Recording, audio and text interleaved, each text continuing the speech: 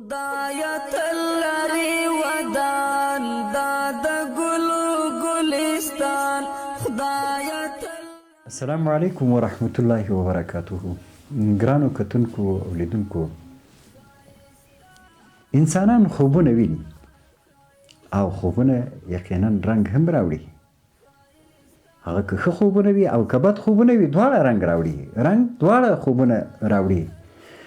خو موږ تاسې څنګه باید له بده خوبه نجات پیدا کړو او ښه خوب څنګه باید پیدا کړو چې دا هغه واقعي خوب ده او په دې باندې حساب کوي او هغه رښتیا کېدلو ته انتظار وباسو.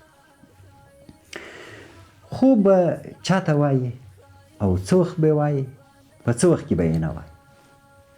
راځو اول موضوع ته چې خوب هغه وخت حساب ورباندې کېږي چې انسان له تشویشو او له مرضیو په ډېر ارام خوب باندې ویده وي او هغه نه په خالي معده باندې ویده وي او نه په ډېره ډکه معده باندې.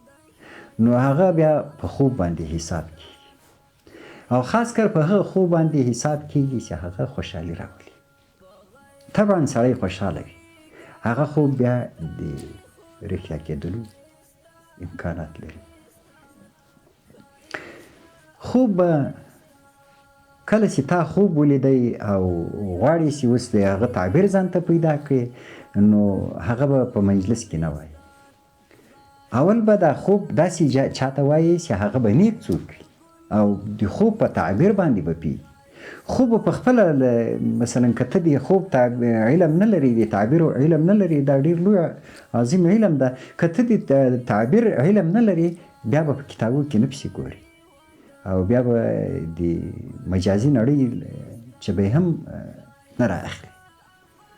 بیا به یو نیک چاته ځې چې هغه نیک څوک وي او هغه په خوب باندې پوهېږي، تعبیر یې کولی سوای، هغه چاته به ځي او هغه به په چې کله اسمان وریځ وي، په وریځ کې به خوب نه وایي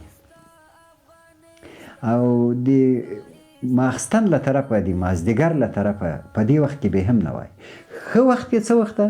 ښه وخت یې هغه وخت ده چې ته که غواړې چې تعبیر پیدا کړي او چاته نیک چاته تعبیر جنې وغواړي، هغه به بیا د سهار له لمانځه وروسته وایي.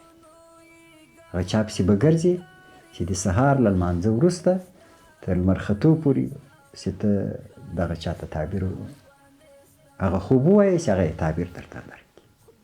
نو په دې کې خبره دا راغله چې په تیاره کې به خوب نه وایي، په وریځ کې به خوب نه وایي او په سهار کې به یې وایي.